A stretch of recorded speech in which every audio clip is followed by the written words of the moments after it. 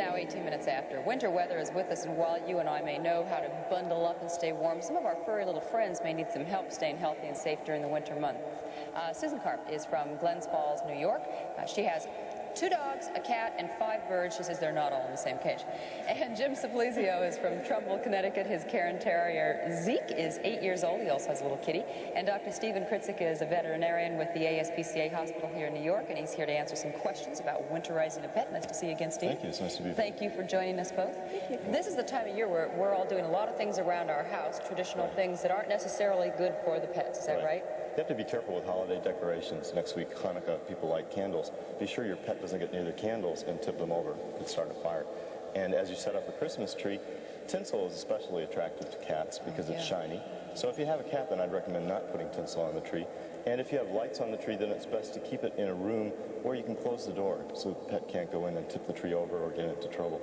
Also be careful with lots of foods and candy that you have around the holidays, because if the pet gets into those, they can get sick. What about poinsettias and things like that? Some of your plants can be irritating. Poinsettia plants do cause irritation to the mouth, and so you should keep them out of reach of the pet. Same with mistletoe, which can be poisonous for pets. We get so busy doing all these things at this time of the year. You really have, yeah, we do. And also, I think people right now may be considering gifts for Christmas. Don't consider a pet for Christmas. It's not the best time of year. That's right.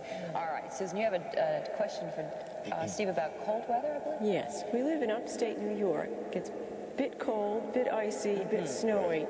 Are there any special precautions you should take with your cats when it gets very cold and icy? Well, the best thing for people that live in extremely cold climate is to keep your pet indoors, especially on extremely cold days. And dogs can fare better outside, especially if they have a heavy hair coat.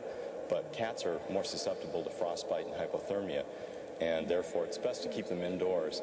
And also, if you take your dog on a leash outside, it'll be safer than letting it run free, because pets running free across an icy road could cause a serious accident and cause harm to the pet as well as to a person. And Jim also has a question about cold weather. Steve, we have a long, steep driveway, and in order to keep it passable in the winter, we use a lot of rock salt. I was wondering, will the rock salt be harmful to our dog and his paws? Usually a pet will try to stay away from rock salt because it can be irritating to their paws, and they know enough sometimes to stay away from it. Try to avoid keeping the pet from areas where rock salt's used. If it does walk in an area where it's been used, rinse their feet off when you come back inside, because they will get irritation on their paws, but they'll also get a gastrointestinal irritation if they consume the rock salt that they lick off of their paws. Also be careful of any antifreeze that's been spilled out of your car, because antifreeze has a sweet taste and the pets are attracted to it, and that's toxic for pets. And another thing, cats oftentimes will go up under the hood of a car to keep warm if they're outside. So when you go out to your car in the morning, bang on the fender to get the cat out so that you don't start the car, because sometimes they'll get caught in the fan belt. All right, thinking about what they're consuming. You have another question, don't you, about diet? I had a question, yes. With the holidays coming, we'll have a lot of sit-down meals, you know, more than normal, and the company, and we've gotten into the habit of giving the dog table scraps and bones and what have you, and I was wondering what effect this has on... Well, the best thing is to feed your pet a good quality brand of pet food, and I usually recommend my clients stick to national brands. Stay away from table foods, stay away especially from fatty foods, greasy foods, spicy foods, and if you feed table foods, up to 10% of the diet, as long as the rest of the diet is a good balanced diet, can be table scraps. But be careful, because the pet gets spoiled to these things and then may not want to eat their pet food. And bones? Or bones? Be careful of bones. Okay. You know, sometimes you won't give the animal a turkey bone or a ham bone, but they'll get it out of the garbage and then get into trouble. And I just don't recommend bones for pets at all. Get a good nylon bone for your dog to chew. Susan's got one last quick question about vaccinations. Yes.